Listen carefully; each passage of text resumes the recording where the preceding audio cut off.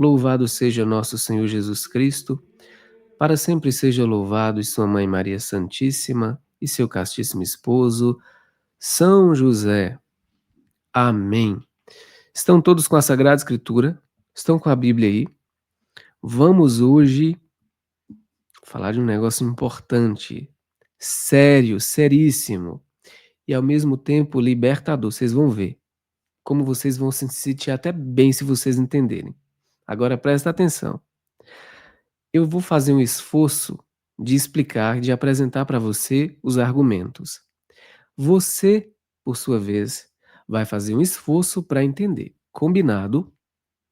Eu preciso que nós tenhamos esta relação aqui. Enquanto eu estiver explicando, eu estou aqui me esforçando, tá? Para apresentar os argumentos para você. E você precisa fazer um esforço intelectual, para entender os argumentos. Ainda que aparentemente esses argumentos estejam dando um certo parafuso, um bug na tua forma de pensar. Presta atenção, por que que eu vou trazer esse assunto aqui? Primeira coisa, eu preciso sempre, assim, respeitar o ambiente onde eu estou, porque eu não estou no meu canal. Eu estou aqui como convidado, então a casa aqui é do meu amigo Tiba e da minha amiga Deia, certo? Pega a senha. Então é o seguinte, mas por que que eu vou abordar esse assunto? Porque o ano passado foi o próprio Tiba quem abordou. Ora, se ele abordou, se ele tratou disso aqui, eu fiz questão de trazer de novo, agora de uma forma mais profunda, fazendo um estudo. Vocês devem se lembrar que nós tivemos uma ocasião em que o Tiba estava falando de bebidas aqui, falando que não é pecado, né? Que tudo pode ser experimentado com sobriedade aqui. Naquela ocasião, algumas pessoas eh, não gostaram, achou que estava fazendo uma apologia à bebida, né, porque tem pessoas que estão tentando sair do vício, né, e na verdade não é nada disso, não se estava fazendo uma apologia à bebida, nem ao cigarro, nada disso. Estava se explicando que dentro da doutrina católica, estas coisas não configuram pecado. Foi o próprio Tiba quem puxou esse assunto. Então, portanto, eu me sinto livre para abordar também agora de uma forma mais profunda. Porque presta bem atenção aqui, se você tiver papel e caneta para anotar, anote. Se tiver com a Sagrada Escritura aí, pega a sua Bíblia, porque a gente vai fazer uma consulta aqui muito importante. Aí, vocês estão dizendo aqui que se lembram, né, dessa ocasião aqui. Vocês devem lembrar. E porque também que eu já posso, com mais liberdade, abordar esse assunto aqui, porque eu sei que vocês hoje já têm uma certa maturidade, uma facilidade de ir raciocinando sobre alguns assuntos, porque nós já trouxemos algo mais profundo aqui. E o objetivo é exatamente que a gente vá se aprofundando na fé para que a gente vá crescendo, né? Crescendo em amizade com Deus. Porque a santidade é exatamente isso. É a graça de termos a amizade com Deus, a amizade com o Senhor. Todos os santos foram santos exatamente isso, porque tiveram a amizade, a graça da amizade com Deus. Só que olha só, algumas coisas, algumas não, muitas coisas nos atrapalham dessa amizade com Deus, não apenas não apenas o pecado, mas se você tem pressupostos errados, se você não tem uma boa formação, essa compreensão da realidade, essa compreensão de quem é a pessoa de Deus, essa compreensão de quem é a pessoa de nosso Senhor Jesus Cristo, isso vai se refletir na sua forma de viver a sua fé. E se for uma compreensão completamente equivocada, a sua forma de rezar, por conseguinte, também será completamente errada. É por isso que nós, o tempo todo, a gente está estudando a doutrina, porque estudando a doutrina, conhecendo a doutrina, nos aproximando dos sacramentos, aí sim a gente vai crescendo. Porque se a gente ficar livre só com os nossos pensamentos, com a nossa forma de pensar, a gente entra em parafuso completamente, tá? Então olha só, Vocês sabem que é muito comum nós ouvirmos, dentro do protestantismo, uma palavrinha chamada puritanismo, né. Vocês já devem ter ouvido falar, né, que o protestantismo é puritano, né, existe essa coisa de todo mundo ser muito puro, de que tudo é pecado, né. Vocês já devem ter ouvido falar disso. Se vocês já ouviram essa palavra, puritanismo, por favor, coloque aqui, deixa eu ver se de fato é uma palavra que vocês já estão, de certa forma, familiarizados, se vocês já ouviram essa palavra, puritanismo.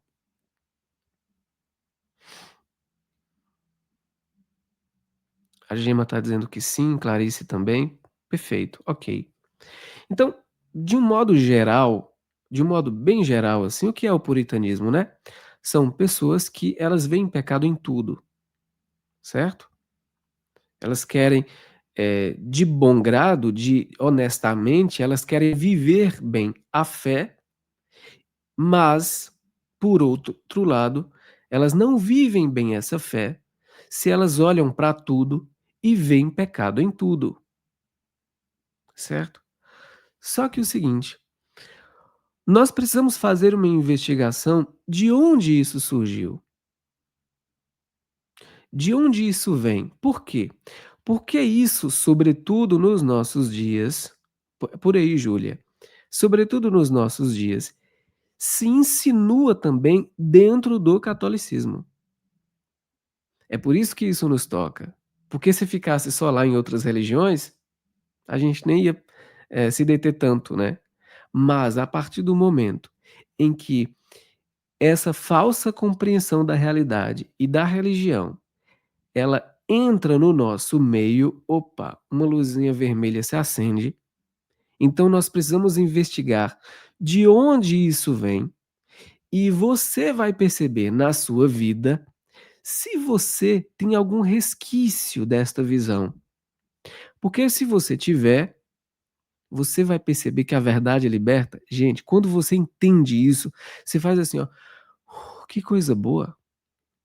Você não vive aprisionado, porque quem é cristão mesmo vive bem, vive livre, tem uma visão completamente sadia da realidade e, sobretudo, também da religião. Então, de onde vem isso? De onde vem essa ideia dentro do protestantismo, tá? Que as coisas são todas más e que nós precisamos lutar contra isso constantemente. De onde vem essa ideia? Presta bem atenção, atenção mesmo, tá? Já no início da era apostólica, certo? Surge uma heresia, uma das primeiras heresias, chamada gnosticismo, tá? Ou gnose. Vamos lá. Nosso Senhor Jesus Cristo, ele começa a sua vida pública aos 30 anos de idade. Ele forma um grupo que nós chamamos esse grupo de colégio apostólico, que são os apóstolos, né? Os primeiros bispos, não é isso? E a missão continua com os discípulos dos apóstolos, certo? Ou os sucessores dos apóstolos, que vão formar na história da igreja a sucessão apostólica, certo? Em que eles vão ordenando e passando o poder que eles tinham, poder de perdoar os pecados, de ouvir a confissão, de transformar o pão no corpo e sangue de nosso Senhor Jesus Cristo. Esse poder vai sendo transmitido de um bispo para o outro, chama-se na teologia de sucessão apostólica, certo? O seu bispo aí da tua diocese, se você retroceder, você vai descobrir uma cadeia nas pessoas que ordenaram o seu bispo. Então, por exemplo, vamos supor que o nome do seu bispo seja João. Quem foi o bispo antes de João? Miguel. Quem foi o bispo antes de Miguel? Ambrósio. Quem foi o bispo antes de Ambrósio? Se você retroceder, você vai descobrindo uma cadeia enorme, gigantesca, até você chegar na era apostólica. Se você fizer isso com o Santo Padre também, porque quem é o Santo Padre? O Santo Padre é o sucessor de São Pedro. Atenção, o Santo Padre não é o sucessor de nosso Senhor Jesus Cristo. Jesus Cristo não deixou sucessores, tá certo? O Santo Padre é o sucessor de São Pedro Apóstolo. Se você retroceder, quem foi antes de Leão XIV? Francisco. Quem foi antes de Francisco? Bento XVI. Quem foi antes de Bento XVI? João Paulo II. Quem foi antes de João Paulo II? Se você for retrocedendo na história, você descobre, percebe uma cadeia e você encontra os antecessores até você chegar em São Pedro. Isso chama-se de sucessão apostólica. Sucessão apostólica. Sigamos. Uma das primeiras heresias que surgiram já na era apostólica, ou seja, não é nem após os apóstolos, é na era apostólica, enquanto os apóstolos estavam vivos, foi uma heresia chamada gnosticismo. Gnosticismo. Essa heresia tinha como base, como princípio, uma derivação, um ensinamento dentro da filosofia platônica, portanto, nós estamos agora falando de filosofia e falando de Platão, em que Platão via na matéria mesmo, na carne, nos objetos, como algo mal. Para Platão, a matéria é má em si mesma. Pode até anotar aí. Para Platão, o filósofo Platão, a matéria é má, certo? Por que essa heresia chama-se gnosticismo? Porque gnose significa conhecimento. Então, qual era a ideia base aí? Era o seguinte: a ideia é que, se a matéria é má, nós, seres humanos, precisamos lutar constantemente contra esta matéria, certo? Porque quem teria criado essa matéria má em si mesma seria uma entidade menor, um demiurgo, e nós precisaríamos constantemente lutar contra essa matéria. Ou seja, evoluir significaria lutar contra essa matéria constantemente. Porque a matéria, segundo a perspectiva da filosofia platônica, seria má em si mesma. Pergunta-se: até aqui vocês entenderam? Por gentileza, coloquem aqui. Até aqui vocês entenderam que na filosofia platônica existe um princípio, um ensinamento de que a matéria em si é má. Ela é má. Ora, se a matéria é má, o ser humano precisaria, para evoluir, para crescer, lutar constantemente contra essa matéria, para crescer, para evoluir e chegar à evolução de espírito. Ok, vocês estão entendendo? Ok. Agora presta atenção. Diferente de Platão, Aristóteles, portanto, agora vamos para outro filósofo. Aristóteles não via a matéria como má em si mesma. Segundo Aristóteles, a matéria seria neutra. Segundo Aristóteles, a matéria seria neutra. Ora, se ela é neutra, ela não é nem má e nem boa. Ela é neutra, ok? Platão dizia que a matéria era má. Aristóteles dizia outra coisa. A matéria é neutra. Ela não é nem má e ela não é nem boa. Agora que a gente vamos sair da filosofia e vamos entrar no cristianismo. Porque nós estávamos falando aqui de dois filósofos grandes, né? Grandes, que são esses dois aqui, ó. Esse afresco aqui está lá no Vaticano. Eu tive a graça de ver esse afresco aqui pessoalmente.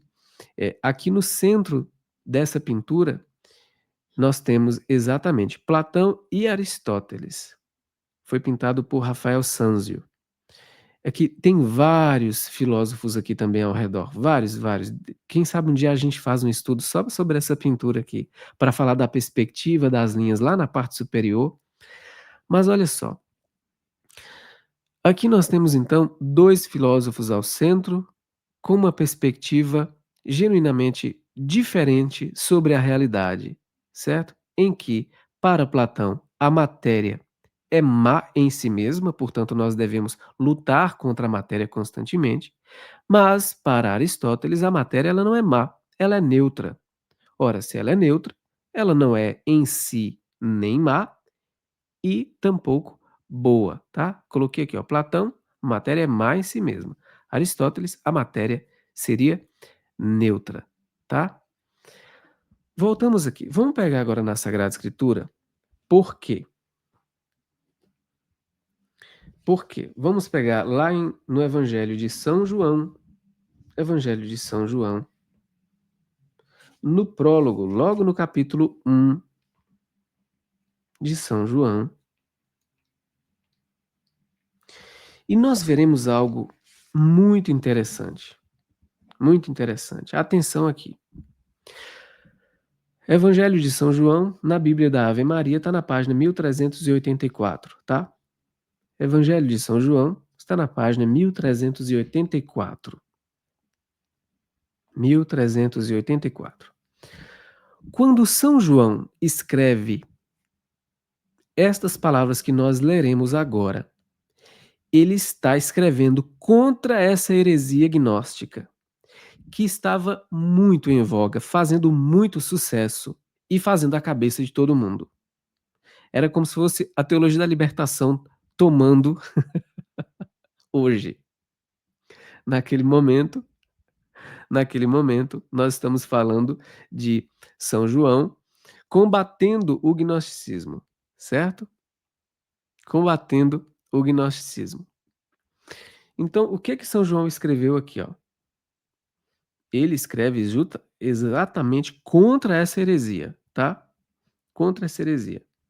Ele diz assim, ó, logo no versículo 1 diz assim: no princípio era o Verbo, e o Verbo estava junto de Deus, e o Verbo era Deus. Vamos lá. Ele está falando da segunda pessoa da Santíssima Trindade, certo? Dizendo que no princípio era o Verbo, e o Verbo estava junto de Deus, e o Verbo era Deus. Ele estava no princípio junto de Deus. E ele segue: tudo foi feito por ele, e sem ele nada foi feito. Nele havia vida, e a vida era a luz dos homens. A luz resplandece nas trevas, e as trevas não a compreenderam. Houve um homem enviado por Deus que se chamava João. Esse veio como testemunha para dar testemunho da luz, a fim de que todos crescem por meio dele. Não era ele a luz, mas veio para dar testemunho da luz. O Verbo era a verdadeira luz, que, vindo ao mundo, ilumina todo homem. Estava no mundo, e o mundo foi feito por ele, e o mundo não o conheceu. Veio para o que era seu, mas os seus não o receberam. Mas a todos aqueles que o receberam, aos que creem no seu nome, deu-lhes o poder de se tornarem filhos de Deus, os quais não nasceram do sangue, nem da vontade da carne, nem da vontade do homem, mas sim de Deus. Atenção aqui agora para o versículo 14. Podem grifar o versículo 14, hein? Ele está falando contra uma heresia chamada gnosticismo da época. E o Verbo se fez carne e habitou entre nós. E vimos sua glória, a glória que o Filho único recebe do seu Pai, cheio de graça e de verdade. Gente, esse versículo é de arrepiar. Porque o que ele está dizendo é o seguinte: e o Verbo é Deus, não é? Porque ele disse aqui no primeiro versículo que esse Verbo é o próprio Deus. E o Verbo se fez carne e habitou entre nós. Isso é de uma grandeza que vocês não têm noção. Porque para o gnosticismo, dizer que o Verbo se fez carne e habitou entre nós é um escândalo. Porque, ora, se a carne é má em si, como pode um Deus, se fazer carne? Aqui nós temos uma tensão terrível, terrível, que para os gnósticos era um negócio extremamente incompreensível, melhor dizendo, inadmissível. Um Deus não pode se fazer carne, porque a carne é má em si mesma. O Evangelho de João, capítulo 1, tá? São João, capítulo 1, no prólogo. Atenção! Quando São João diz, e o Verbo se fez. Bom, ele já disse que o Verbo é Deus, certo? Ele já está dizendo que o Verbo é Deus, portanto, foi o próprio Deus que se encarnou. Deus se fez carne. Aqui, os gnósticos, que achavam que para evoluir era preciso lutar contra a carne, eles ficam completamente escandalizados. Porque como pode? Se a carne é má em si mesma, como é que pode um ser infinitamente superior, que é um Deus, vir a esse mundo encarnado? Certo? Bom, para resolver essa questão, surgiu uma escola dentro dessa heresia gnóstica, que eram os docetistas ou docetas. Pode escrever aí, docetas, que significa o quê? Aparência. Toda heresia é assim. É como o mentiroso. Cada vez que você prova uma coisa dele, ele vai e faz um desdobramento. A heresia é a mesma coisa. Você prova que está errada, ela faz um desdobramento. Prova que a outra coisa está errada, ela se desdobra. É assim. E nunca para.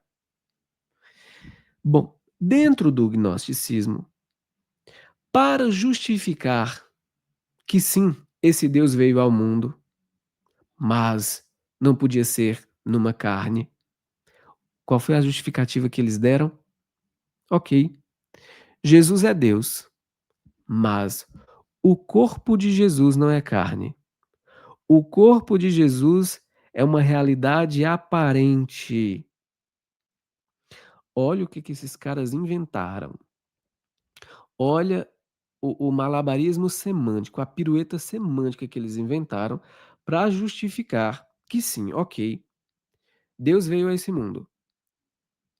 Porém, Jesus não tem corpo físico, não é carne. O corpo de Jesus é um corpo aparente. Por isso que eles se chamavam de docetistas ou docetas, que significa aparência de corpo. Não era o corpo, era a aparência de corpo. Bom, quando São João escreve esses versículos aqui, ele está exatamente escrevendo contra essa heresia completamente absurda que dizia que a matéria era má em si mesma, enquanto que Aristóteles estava dizendo que não, não, não, não, não, não, não. A matéria ela não pode ser má em si mesma, ela é neutra. E depois, evidentemente, na história da igreja, nós tivemos, por exemplo, eh, Santo Irineu de Leão, que combateu ferrenhamente o gnosticismo na história da igreja, e essas ideias foram se arrefecendo, diminuindo, graças a Deus. Depois surgiram outras heresias, né? Se discutiu, por exemplo, a questão da mãe de Deus, se Nossa Senhora de fato seria mãe de Deus, Theotokos ou não, já nos primeiros séculos, hein? Século IV. Mas eis que ficou-se na história da igreja a filosofia aristotélica, não platônica, mas a visão aristotélica de que a matéria ela não é má em si, mas ela é neutra. Porque se a matéria fosse má em si, evidentemente, nós deveríamos lutar contra ela. Só que se Cristo não estivesse encarnado, se o corpo de Cristo não fosse realmente um corpo físico como o nosso, não teria havido sacrifício. Porque é claro que houve um sacrifício, o sacrifício de Jesus na carne. E em várias passagens do evangelho, ele faz questão de mostrar que ele não era um fantasma, ele era carne mesmo, né. Ele comia com os apóstolos, ele pediu para tocar na ferida. Então, não era nada de corpo aparente, era o próprio Cristo, era o próprio Deus encarnado na carne. Então, o puritanismo é exatamente uma derivação dessa ideia absurda de que a matéria ela é má em si mesma. Quando nós católicos, nós estamos rezando, nós não podemos rezar com uma perspectiva, com um olhar de que o Senhor nos livre do nosso corpo. Não é assim que a gente reza. Nós precisamos nos santificar na nossa carne. Eu já vi muitas situações, muitas orações sendo conduzidas, muitas pessoas pregando, dando essa ideia completamente equivocada de que o nosso corpo é mau e, portanto, nós precisamos lutar contra ele. Não, não, não. Nós precisamos disciplinar o nosso corpo, os nossos instintos, os nossos sentidos, mas não lutar contra a carne em si como se ela fosse má. A nossa carne, ela é corrompida pelo pecado. A nossa natureza foi corrompida pelo pecado. Mas Deus não criou nada.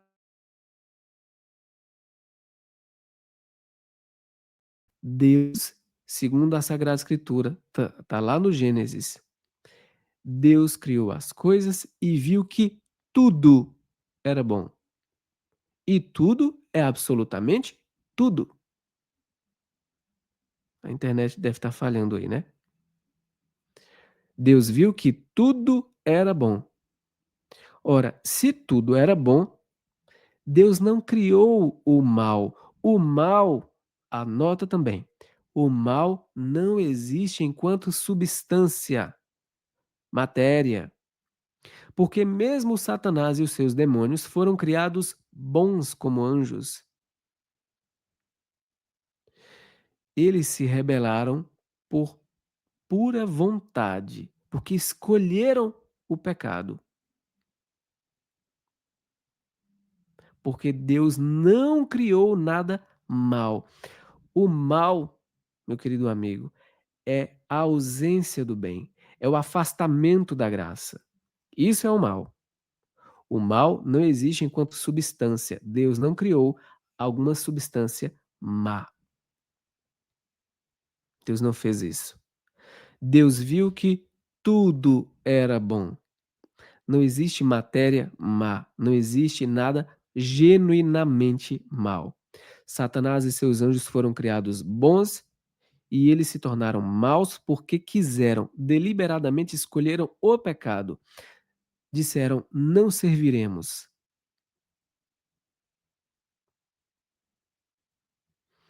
Portanto, isso aqui você precisa entender. Portanto, não existe algo substancialmente mal. A matéria, ela é neutra. Ela não é nem má em si mesma, nem boa em si mesma. Ela é neutra. Ora, se a matéria ela é neutra, significa dizer que pode haver situações em que essa matéria ela pode ser usada para fins positivos, quanto para fins negativos, para fins moralmente bons e para fins moralmente maus. Então, o puritanismo é exatamente uma derivação dessa filosofia, em que enxerga, que vê pecado em tudo, porque a matéria em si seria má. Então, olha só, quando um protestante puritano ele olha para a cerveja, ele já fica escandalizado. Por quê? Porque ele acha que em si a cerveja é má. Mas não pode ser em si má, porque não tem a matéria em si má. A matéria não é má. A cerveja, assim como qualquer outra substância, pode ser utilizada para fins ruins, como pode ser utilizada para fins bons, numa recreação, em casa, com os amigos, certo? Aqui nós já estamos nos aproximando do assunto que o Tiba puxou, que nós comentamos aqui, sem fazer um estudo mais profundo. Para nós católicos, essa doutrina ela é tão importante, tão necessária e tão essencial que não existe sacramento sem matéria. Já parou para pensar nisso? O sacramento que para nós é a coisa mais importante, é aquilo que é o canal de graça para nós. Ele vem através da matéria, assim como nosso Senhor Jesus Cristo veio através da matéria. Olha que coisa linda isso, gente. Se a matéria fosse má, nós não teríamos sacramentos, porque você não tem sacramento sem matéria. Nós precisamos da matéria para que exista o sacramento. Isso aqui é muito lindo, mas muito lindo mesmo na nossa igreja. A nossa visão de cristão católico sobre a realidade não é uma visão que vê as coisas como ruins em si mesmas. Elas podem ser utilizadas para fins positivos ou negativos. Isso é libertador, por quê? Porque isso não nos aprisiona num olhar em que você, só de olhar para uma bebida ou ver alguém tomando uma cerveja, se escandaliza. Você fala: "Não, tá tomando a cerveja dele?", entendeu? Eu conheci uma pessoa católica há muitos anos. Eu perdi o contato com ela, em que ela é católica e em várias ocasiões ela me confidenciou que ela se sentia muito mal quando o esposo dela bebendo em casa uma cerveja, pedia para que ela pegasse uma cerveja para ele na geladeira. Ela se sentia muito mal. O que é isso? É uma consciência escrupulosa, cheia de escrúpulos. Por quê? Porque ela achava que ela estava fazendo algo muito errado, porque ela estaria contribuindo para que o marido vivesse no vício, para que a cerveja entrasse na casa dela, para que a bebida entrasse na casa dela, como se a bebida fosse sinal do mal. Mas espera, o mal na nossa casa é o pecado, não é a matéria. Você está entendendo? O mal na nossa casa é o pecado, não é a matéria. Vocês já devem ter visto em muitas pregações as pessoas falando: "Não deixa a bebida entrar na tua casa". Não, não, não, não, não. Não deixa o pecado entrar na tua casa. Porque o problema não é a bebida.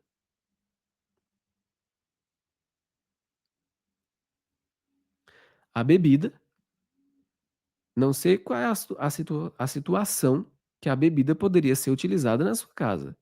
Se for para fins de pecado, é claro que é pecado. Mas se for para fins saudáveis, tá tudo certo. O problema não está na matéria.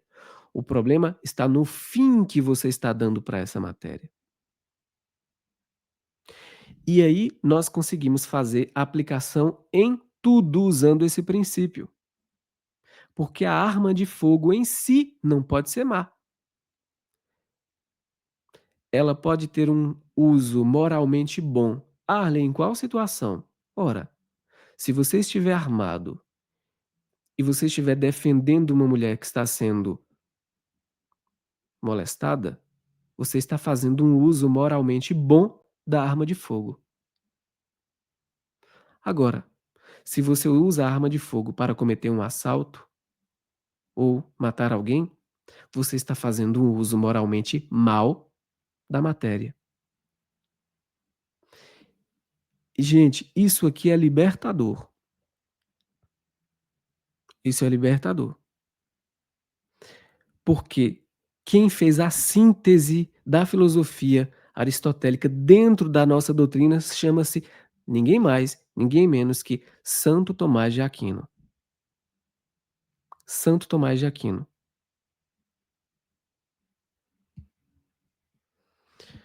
Veja bem,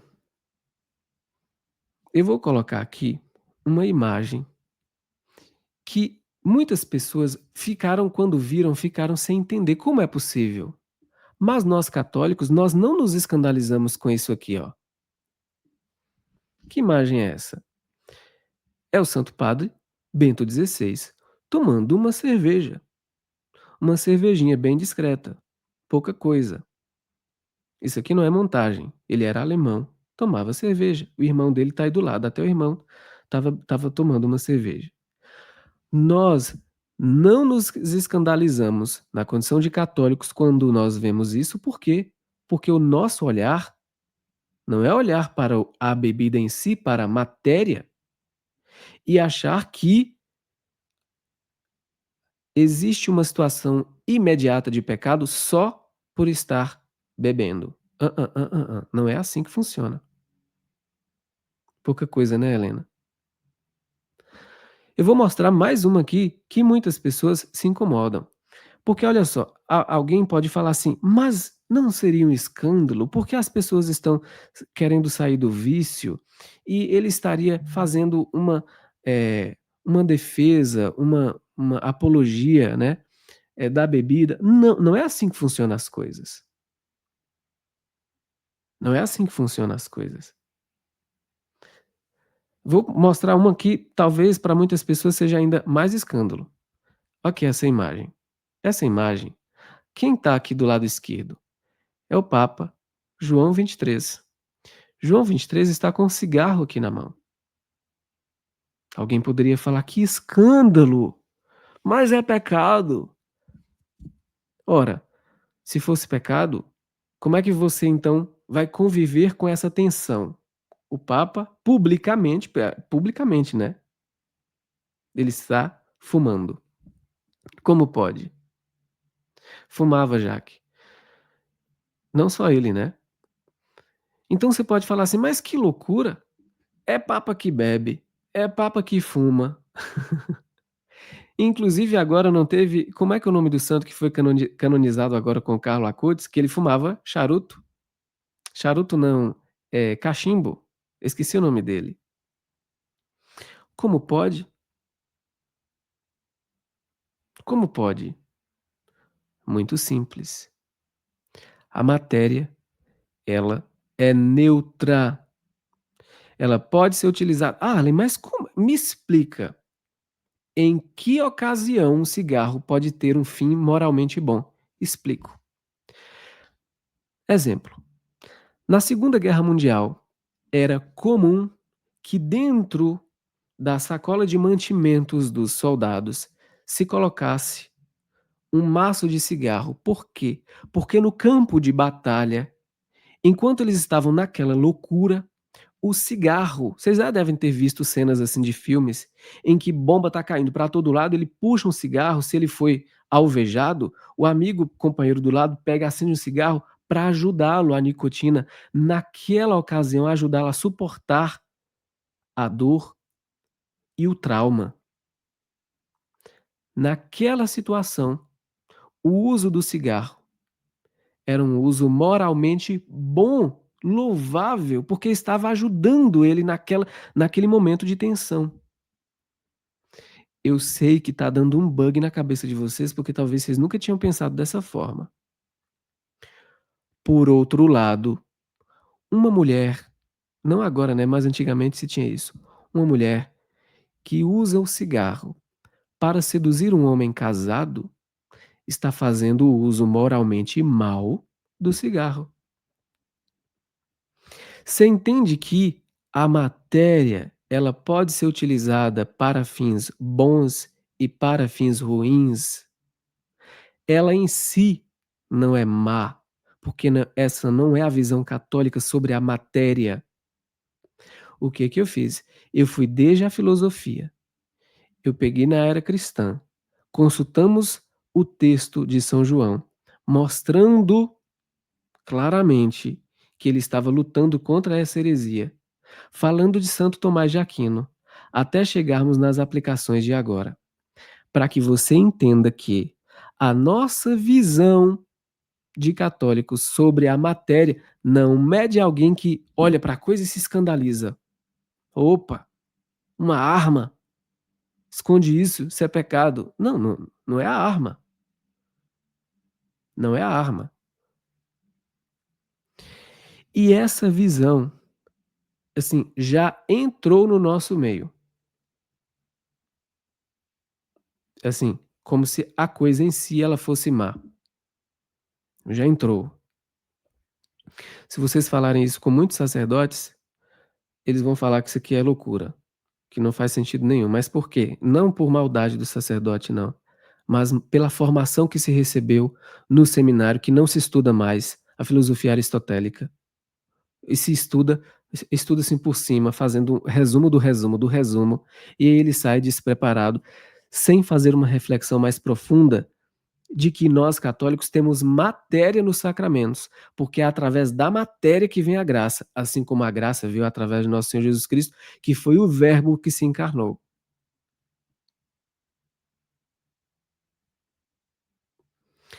Você já notou que ninguém confessa assim: "Padre, eu bebi uma cerveja". O padre vai rir, isso não é pecado. Você não confessa assim: "Padre, eu fumei um cigarro". Isso não é pecado, isso não é pecado. O padre vai o padre para ponderar, ele vai perguntar para você: "Qual foi a situação?", porque, opa, é a situação e não a matéria em si que vai configurar o pecado. Eu me lembro que certa vez eu era muito menino, uma discussão, assim, tremenda, enorme com um grupo de amigos protestantes, eram amigos. E quando nós estávamos lendo aquele trecho da Sagrada Escritura em que Jesus transforma água em vinho, e que nós fomos falar que era vinho que embebedava, pesso enlouqueceu. Não, você é louco? Jesus ia fazer um vinho que ia embriagar as pessoas? E nós falávamos assim: "Mas você não sabe ler?" Porque o trecho diz claramente, claramente, que aquele vinho embriagava. Não, porque não tinha álcool. O vinho de hoje tem álcool. Não, meu querido.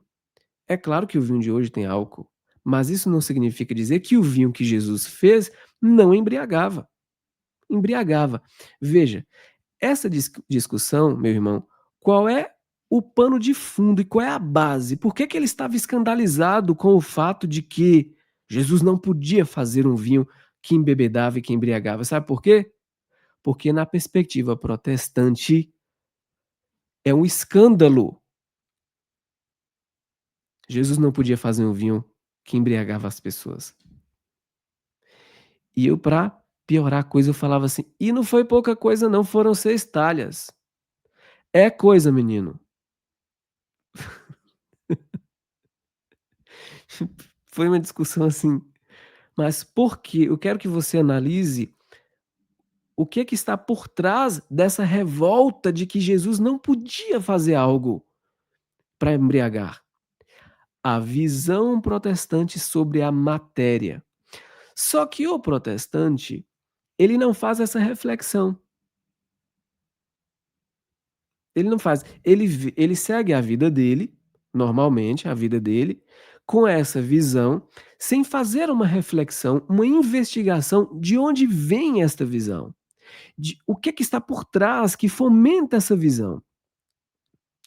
Veja, tanto os meus amigos protestantes, naquela discussão, se escandalizavam porque Cristo não podia fazer um vinho que embriaga, quanto aquela moça que eu conheci no passado, que ficava extremamente incomodada a ponto de fazer terapia, porque o esposo pedia para que ela pegasse uma bebida na geladeira.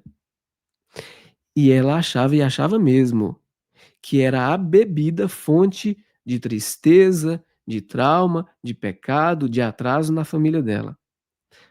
Gente, não era a bebida na geladeira, era o pecado. Não era a bebida na geladeira, era o pecado.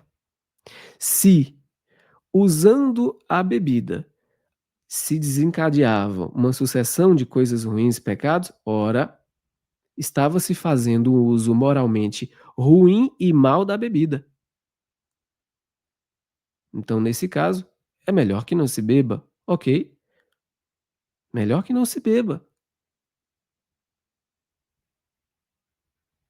Mas eu não estou dizendo que é a matéria em si.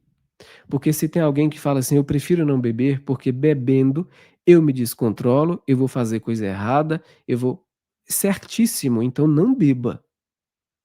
Mas você não pode dizer que o problema é a bebida, o problema é você, que não sabe beber, entendeu? O problema é você, o problema não é a matéria, o problema é o uso que você faz dela. Ora, se você não sabe usá-la, é melhor que você não beba. Ponto. Tudo certo. "Ah, eu não posso triscar, não posso tomar o primeiro copo". Não tome. Vixe misericórdia, minha Nossa Senhora, se é esse nível, então é melhor, meu irmão, que você de fato se mantenha distante da bebida. E tá tudo certo, é assim mesmo. Mas nós não podemos propagar e ensinar que o problema é a matéria, não, o problema é o sujeito, é você, senhor, que precisa se curar. Precisa estudar, precisa rezar, precisa de tratamento, para que não apenas a bebida, mas que outras coisas também você saiba usufruir de forma sadia, tranquila, entende? Arley, mas e os vícios? E não sei o quê? O princípio, ele permanece. Somos nós, utilizando a inteligência, que vamos fazendo a aplicação disso, certo? Não, porque o templo o corpo é templo do Espírito Santo, portanto você não pode fazer mal ao Espírito Santo. Ah, olha, cuidado com esse raciocínio, porque de fato o corpo é templo do Espírito Santo.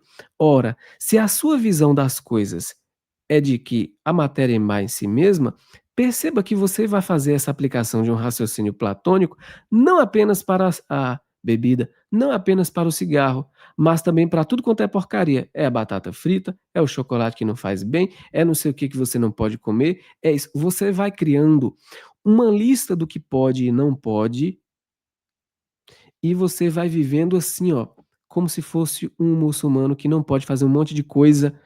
Isso aí não é fé, isso é prisão.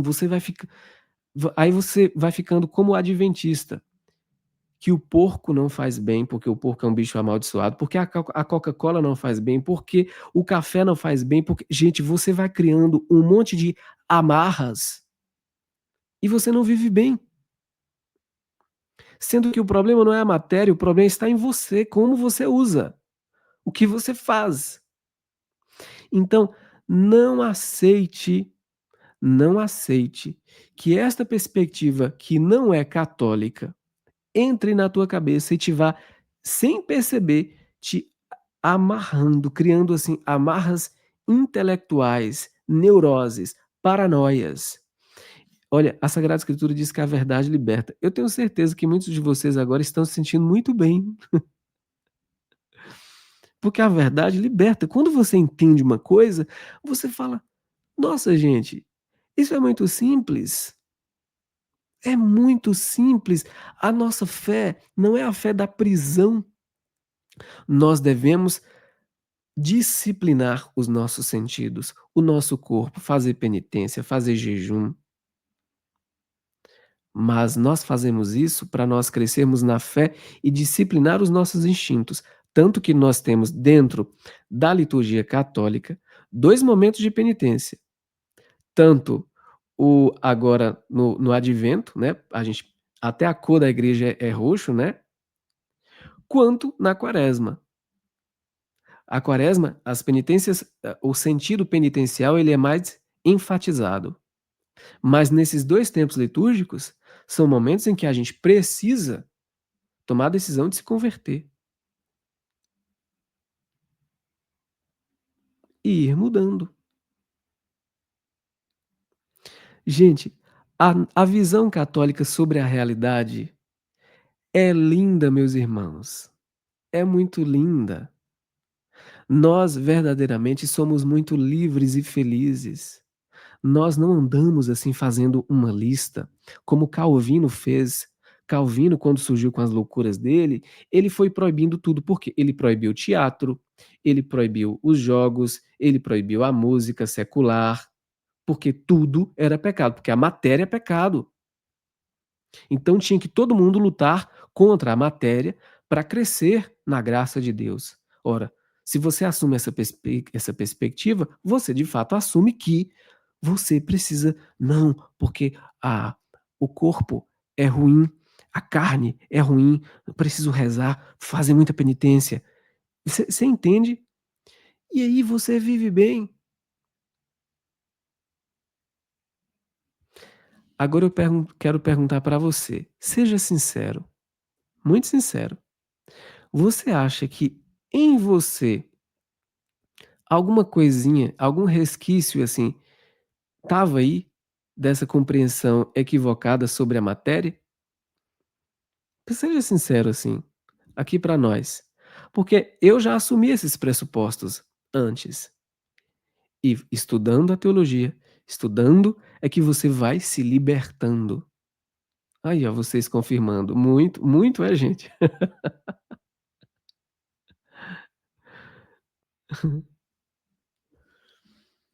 Aqui, ó, já, aqui, ó. Obrigada, Ali. Eu estava confusa e toda hora eu ia me confessar e o padre me chamou de escrupulosa. Por quê, Jaque? Isso aí não acontece, não é só com você. Não é só com você, porque você quer fazer a coisa boa, você quer fazer a coisa certa, como todos nós. Mas acontece que, se nós assumirmos algum princípio equivocado, esse princípio ele vai se refletir na nossa forma de viver a nossa fé. E aí a gente vai criando essas coisinhas, essas neuroses, essas paranoiazinhas, entende? Então, sim, certeza, certeza que essa aula aqui vai fazer um bem tremendo para muita gente, até para você que você acabou de falar, né, agradecendo. Porque você olha e fala: "Nossa gente, o que estava errado aí era o meu olhar sobre as coisas". Meus amigos, existem pessoas que têm problemas na vida sexual, marido e mulher, por causa de escrúpulo, mas quando você vai investigar, o que precisa ser corrigido é o olhar da pessoa, é a visão que ela tem sobre a matéria, entende? E aí você vai percebendo que, assim, é em muitas coisas. Você pega o princípio correto, aristotélico, e aplica, e tá tudo bem. A matéria não é má em si mesma. Deus não criou o mal como substância. Deus criou tudo bom. Deus viu que tudo era bom. Senão ele não teria criado. Deus não pode criar algo ruim, algo mal, certo? Portanto, lembrem-se sempre disso. Não aceitem. Assim, a gente vê esses princípios equivocados sobre a matéria se insinuarem assim em pregações, em músicas, em homilias, em que o sujeito está lá pregando, mas é porque ele não entende, ele não está falando por mal, ele não entende. Então ele acaba ensinando para as pessoas que aquilo ali é mal em si. Vamos falar aqui do vício. Vamos falar aqui do vício. Você não vai encontrar, você não vai encontrar nenhum exame de consciência para que você confesse um vício específico nesse sentido da matéria. Você vai confessar, por exemplo, o vício na pornografia, por quê? Porque é um pecado contra a castidade, certo? Mas veja bem, é preciso fazer uma distinção entre o vício no sentido de saúde orgânico, de o vício teológico. Porque o que vai te levar para o inferno é o vício que te leva para o pecado. Por exemplo, pecado contra a castidade. Ok, qual é o vício relacionado? É a masturbação? É a pornografia? E existem tantos e tantos e tantos e tantos e tantos, né? É o vício. Agora, por exemplo, o vício do cigarro. Qual é o pecado teológico? De forma imediata você não encontra. Você encontra se você fizer uma investigação e você pode encontrar uma intemperança, talvez até uma gula ali, escondida, mas de forma imediata não. O pecado, o vício do cigarro não está no mesmo nível de um vício em caráter teológico, por exemplo, o vício da pornografia. Vocês estão entendendo o que eu estou dizendo? Eu não estou fazendo aqui uma defesa. Comece a fumar. Não é isso. Não venha dizer que Arley está dizendo isso. Eu não estou dizendo isso. Eu estou dando um aspecto racional à nossa fé. Porque se fosse pecado, como é que o Papa João 23 ia explicar isso como? Como é que o Bento XVI ia explicar isso como? Como é que Santo Tomás de Aquino ia explicar como que ele só lia, lia, lia, lia, lia, lia, não parava de ler, lia tanto que ele foi engordando e ele teve que fazer um buraco na mesa para a barriga entrar e ele continuar estudando, estudando, estudando, estudando, estudando, lendo. Atenção, Raíssa, do vício teológico que te leva para o inferno. Vamos fazer mais uma derivação aqui? Vamos supor que lá no campos de concentração não, ó, que lá no campo de guerra, o sujeito teve que recorrer ao fumo por causa da situação para do estresse, o que for. Cria uma situação aí. E por causa daquilo ali, fazendo o uso moralmente bom do cigarro, ele acabou se viciando. Qual o pecado? Nenhum. Não houve pecado. Porque aqui nós não estamos falando de um pecado em aspecto teológico. É claro que não é bom que ele fique com isso, porque não é bom. Não é bom que de fato seja um vício, né? Não é legal.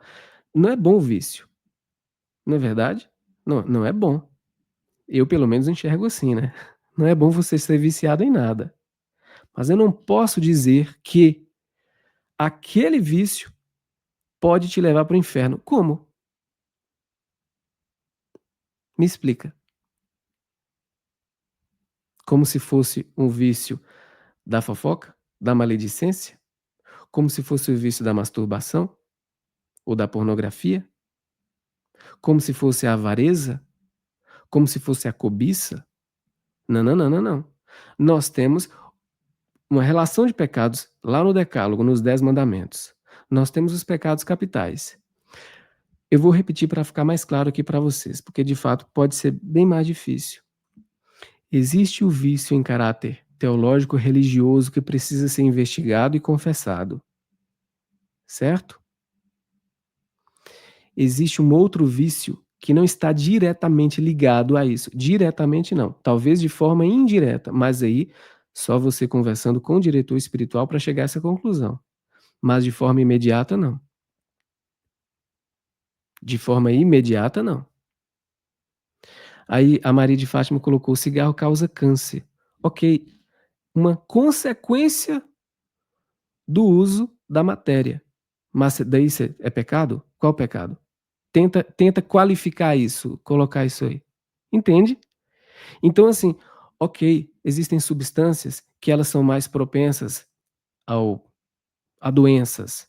Vamos evitar, ok, porque ninguém aqui quer ter um bocado de doença, né. Vamos evitar, evitemos. Mas eu não posso olhar para isso como mal em si, mal, gente, mal no aspecto teológico, não mal no sentido de saúde.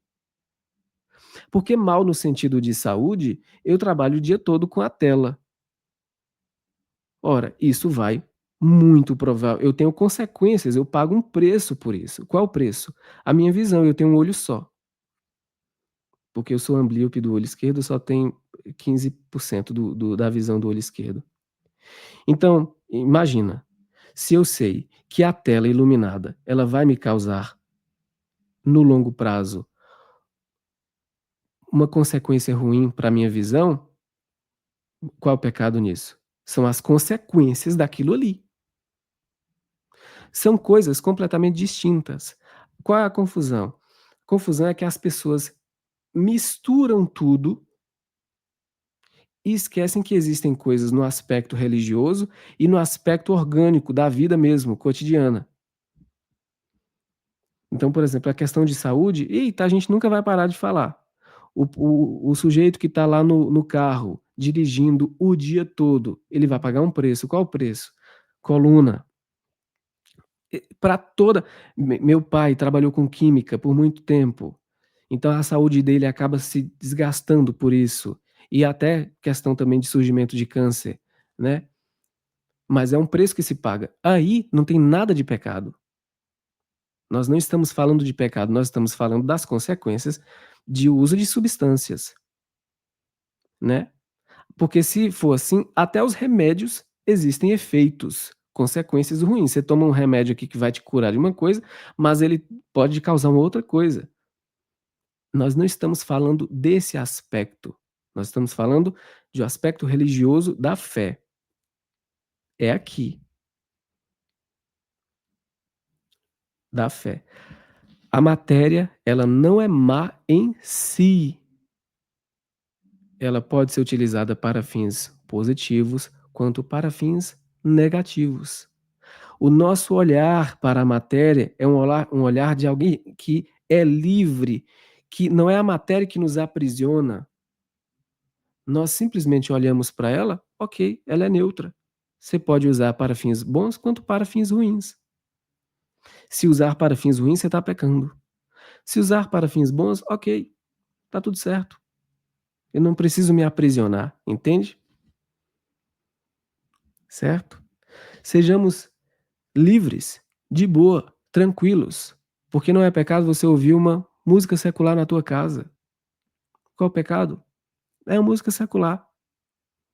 Agora, existem pessoas que falam assim: "Ah, eu prefiro só ouvir música religiosa". Ok, você pode ouvir, tem problema não. Mas você não pode dizer que o sujeito que está ouvindo a música secular está pecando. Opa! Então aí tem um erro grave de percepção, entende? Uma coisa é alguém escolher ouvir só música religiosa, tem todo o direito de fazer isso. Uma coisa é essa pessoa olhar para quem estiver ouvindo uma música secular, para quem não entende, música secular é música do mundo, e falar assim: "Você está pecando, porque você está ouvindo uma música do mundo", certo? Não é, não está. Tá bem, é isso.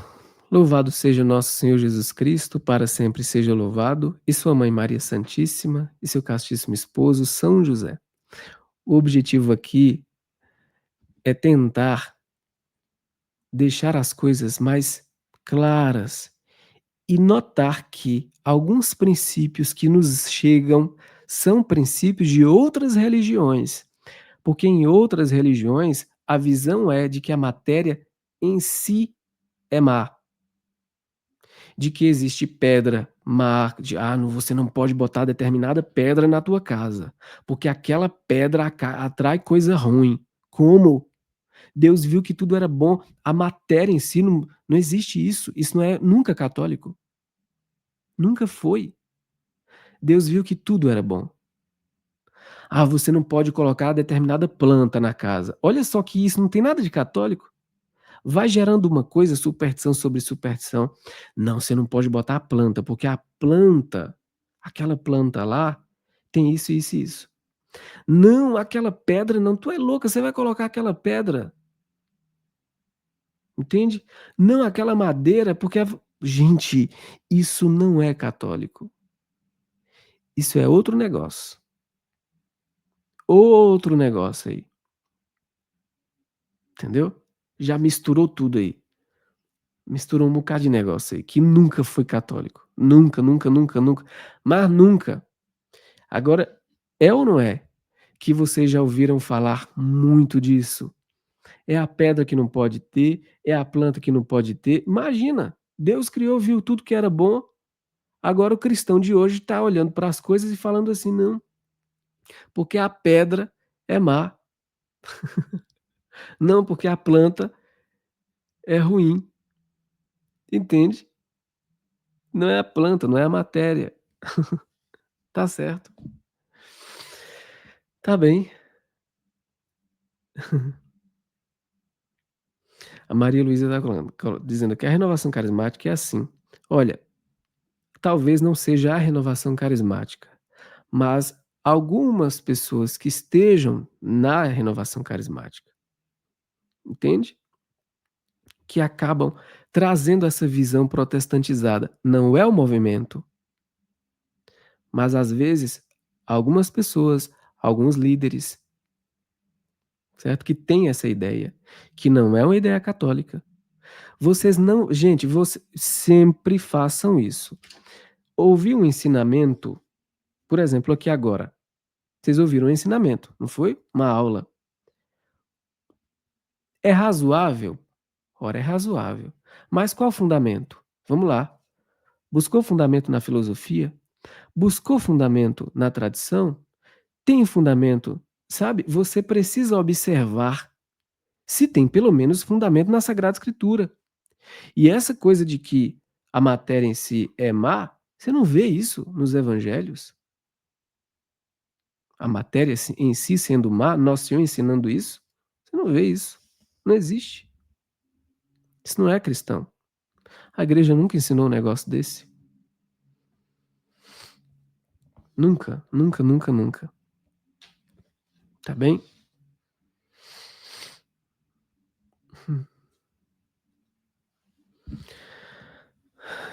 É isso, meus amigos. Aí a Graça tá colocando aqui, ó. Músicas que falam de drogas, sexo, crimes, não gosto, não me sinto bem ouvindo. Mas ninguém deveria ouvir isso, né? Não é verdade? Porque se é um negócio que tá falando contra aquilo que a gente acredita, por que que a gente vai ouvir? Então não ouça, não é verdade? Então, assim, se tá indo claramente a sua fé, os seus princípios, aquilo que você acredita, por que que a gente vai ouvir, né? É muito simples.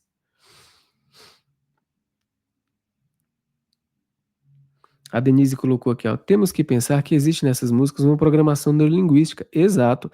Mas a programação neurolinguística existe também dentro de músicas emotivas na nossa religião, mesmo se as pessoas não souberem daquilo ali, entendeu? Então veja, é algo, sempre o nosso olhar é: aquilo é sadio? Aquilo está tranquilo? Aquilo fere a minha fé? Se fere a sua fé, os seus princípios, você não vai ouvir. Para que você vai ouvir? É muito simples.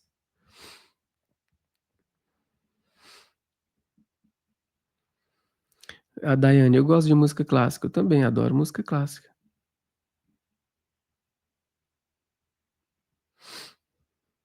Roberto Carlos também, eu gosto de músicas de Roberto Carlos. Bach, Beethoven,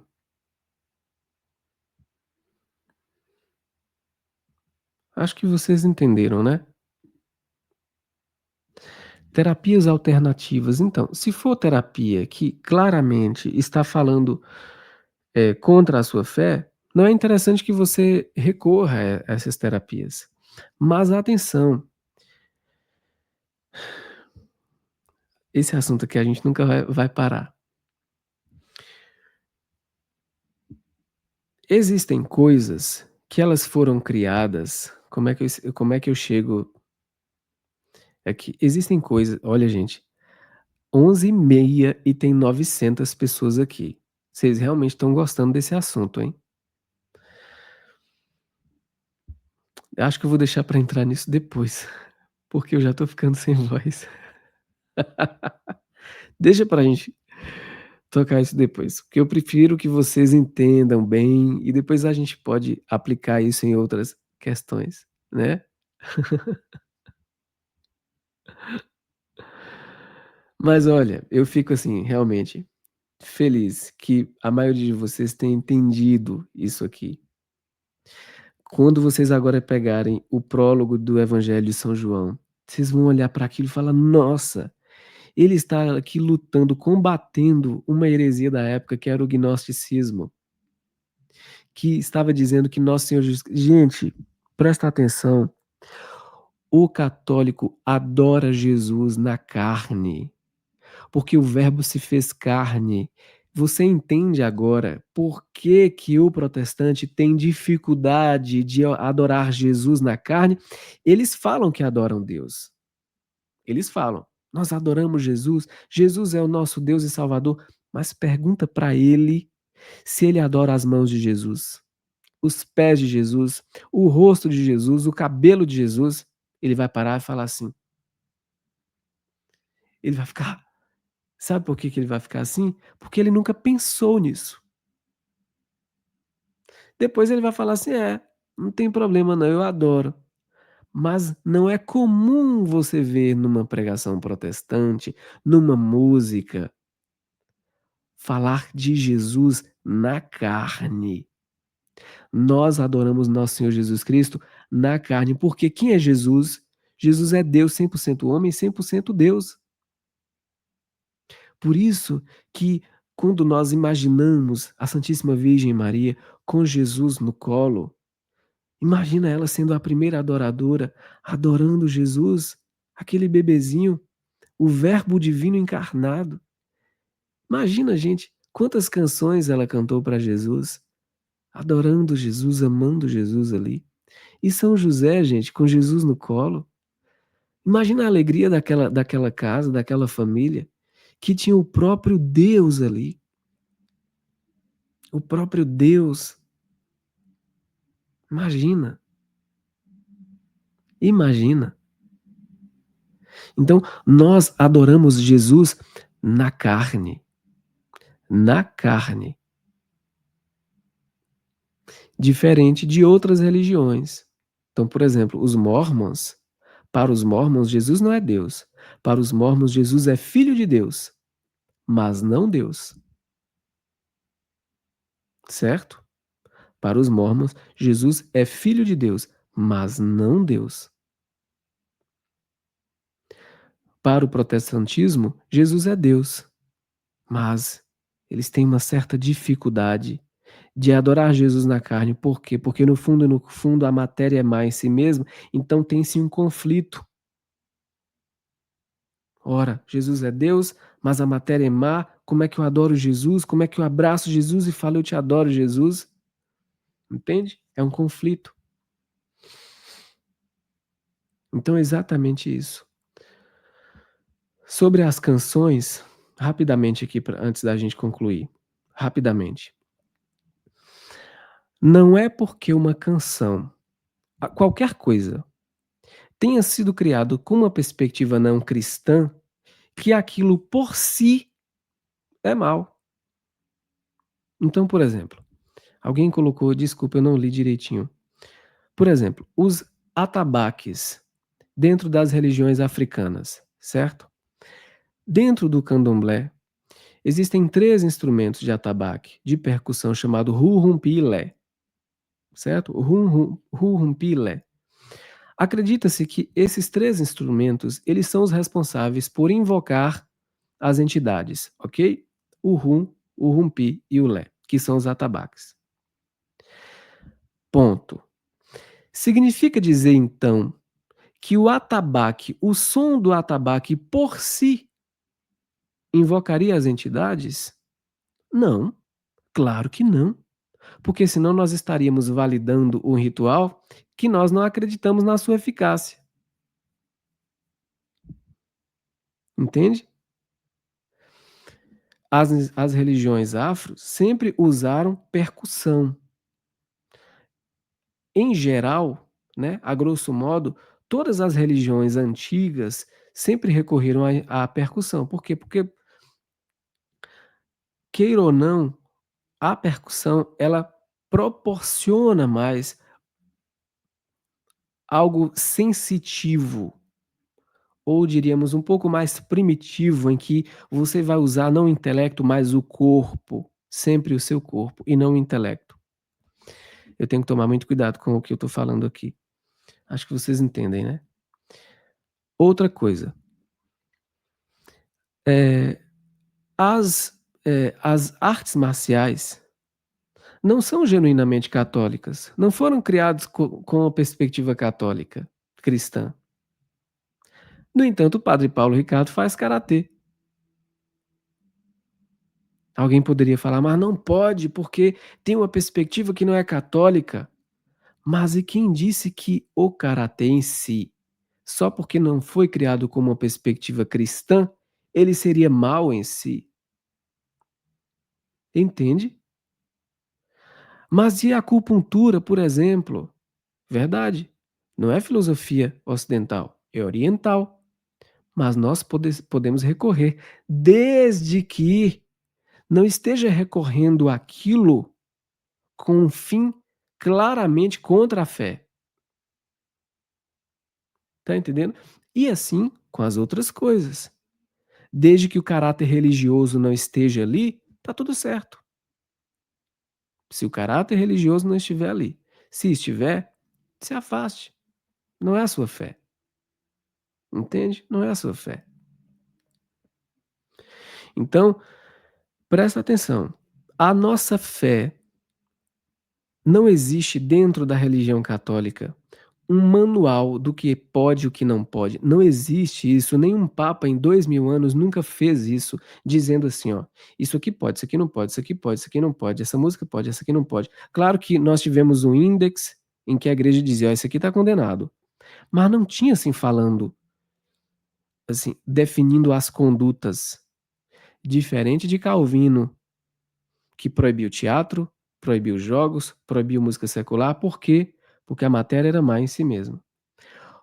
Qual é a postura do católico? Nós temos princípios gerais e nós devemos aplicar esses princípios através da teologia moral, que não é fácil de se fazer na nossa vida. É isso que nós fazemos. Então você pega os princípios e tenta aplicar na sua vida, na sua conduta. E assim, viver bem. É assim. Então alguém falou aqui: "Ah, lei é meditação e yoga". Aqui é uma visão minha, tá bom? Minha, agora é uma visão minha. Sinceramente, eu não vou recorrer ao ioga, a outros métodos de meditação, porque a igreja tem os dela, entendeu? Então, assim, eu não vou fazer. Pra quê? Faz sentido. Então, assim, reza o terço, reza a liturgia, entendeu? Faça um retiro do silêncio. A igreja sempre teve os próprios meios, nesse sentido, né? Se for artes marciais, não. Ok, artes marciais é outra coisa, né? Mas é uma visão minha. Isso aqui é uma visão minha mesmo. Isso aqui sou eu mesmo que estou dizendo. Eu não vou recorrer a yoga, a outras meditações, sendo que a igreja nós temos métodos de meditação, né? E são eficazes e eficientes, né? Tá bom? Então é isso aí. Eu espero de coração que vocês tenham entendido isso aqui, tá? Que vocês tenham entendido. A Denise colocou assim: eu oriento meus filhos a evitar as coisas que nitidamente têm a mão do demônio. Se nitidamente realmente tem a mão do demônio, é claro que nós temos que evitar, entendeu? Nós temos que evitar. Mas muitas vezes nós acabamos achando que, por exemplo, eh, o karatê. O karatê Ele não tem nenhum princípio ali dentro de filosofia cristã. Então você não pode achar, não tô Denise, eu não estou falando de você, eu estou falando assim, você geral, tá bom? Nós não podemos achar que porque tem um princípio ali que não é cristão, que você deve em si negar. Porque veja bem, quando você vai quando você vai ao Vaticano, aquela arte que está no Vaticano não é uma arte cristã.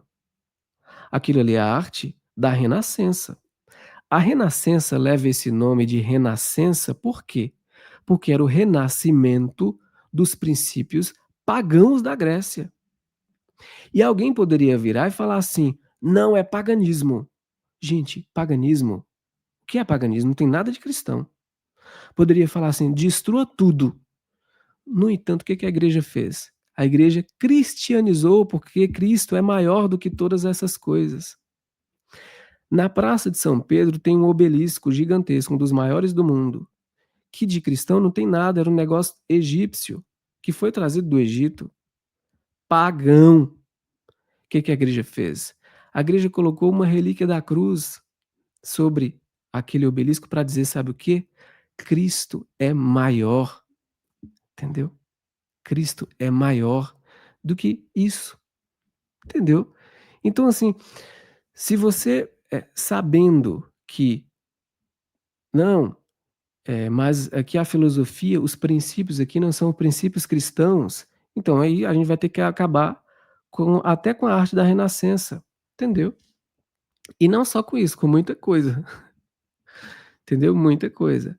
O cristão é luz do mundo e sal da terra. Somos nós que damos sabor a isso aqui. Não é Satanás e os seus demônios. Somos nós, tá bem? 800 pessoas online. Acho que batemos o recorde, né? Tá bom. Fiquem todos com Deus. Ô, Denise, eu não estou falando de saudação aqui, Denise colocou aqui, ó. O karatê, eles aprendem disciplina, não existe saudação a Deus nenhum, mas a gente não está falando de saudação, a gente está falando de princípios que não são cristãos. Porque se existe saudação a algum outro Deus, nós não devemos fazer, não é isso? É claro, entendeu? Por que que eu peguei a questão do karatê? Porque o karatê não tem princípio filosófico cristão, é isso que eu estou dizendo, entendeu? E mesmo assim nós podemos fazer porque tá tranquilo, não tem problema nenhum, desde que não esteja vinculado a uma prática religiosa não cristã. Aí de fato a gente tem que se afastar. Agora, se, como você pegou aqui o exemplo, o karatê, eles aprendem disciplina, não existe saudação a Deus nenhum. Mas em nada que existe saudação a um Deus nós devemos recorrer. Nada, nada, nada, nada. Isso seria pecado. E seria um pecado contra o primeiro mandamento. Adorarás somente o Senhor teu Deus e só a Ele prestarás culto. Não é isso? Então, algo que é evidentemente anticristão, anticatólico, nós não devemos nos aproximar, porque isso seria pecado, entendeu? É isso aí. Vamos dormir bem, descansar, porque hoje nós queimamos os neurônios, tiquinho, né? Um abraço, meus amigos. Durmam bem, fiquem todos com Deus. Tchau, tchau.